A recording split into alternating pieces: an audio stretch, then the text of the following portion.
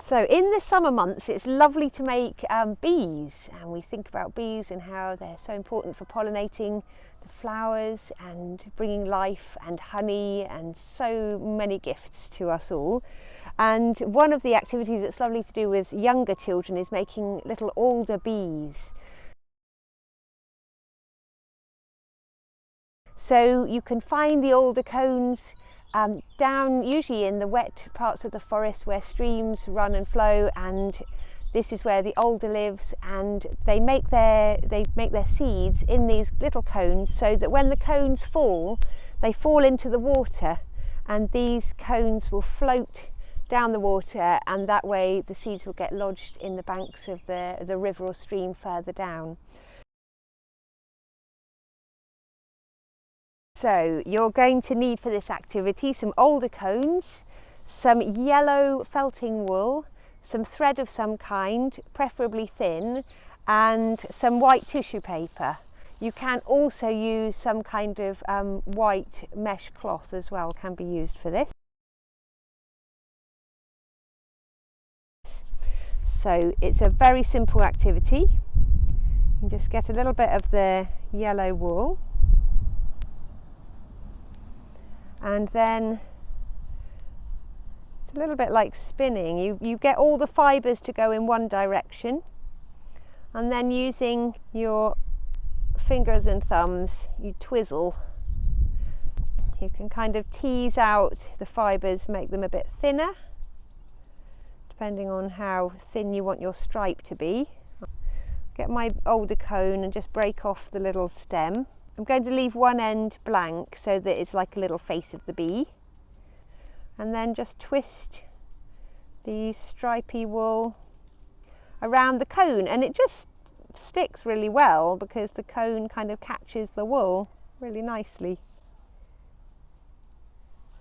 Might get a little bit more, laying it alongside the cone, and you can kind of twizzle the wool as you wrap if you want to get quite defined stripes. I mean, the children can make it quite rough and ready and often don't mind really how it looks.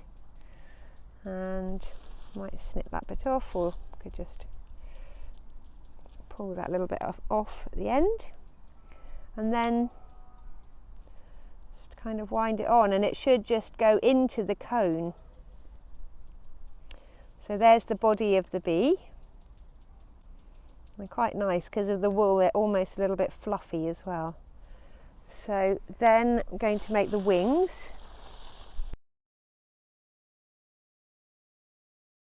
And you can just get a little fine bit of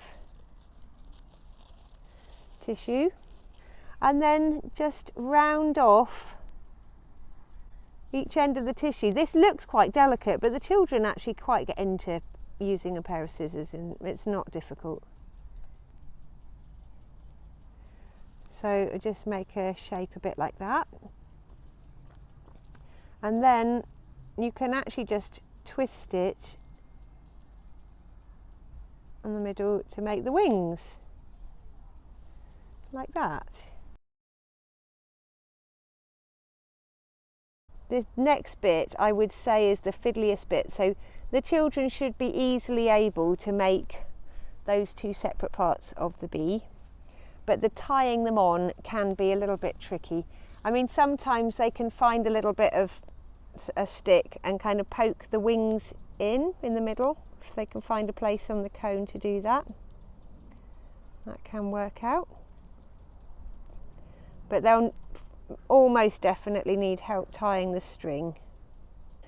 I like using quite a fine thread so that you can't really see it when the bee's flying, but you can use something that's a bit easier to tie. And then I just leave one end slightly longer here. I'm going to hold that, and then I'm going to wrap that round the cone, and I'm actually going to cross it over the wing and then come back the other way, and then just tie it in a little knot.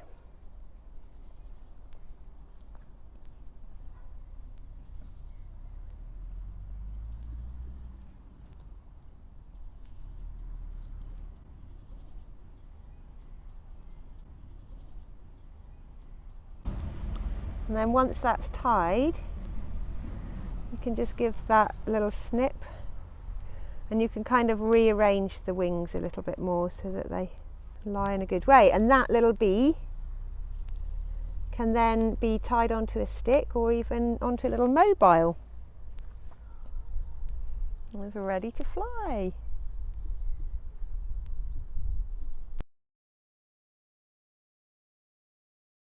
To make your alder bees into a mobile, you could attach a few to a stick, or you can weave a simple circle from a flexible stick. Here we used ivy, but other supple fresh growth from willow, hazel or birch would work well too. As you can see, we've then tied 5 bees hung at various heights. They're flying! It does look like they're flying, doesn't it?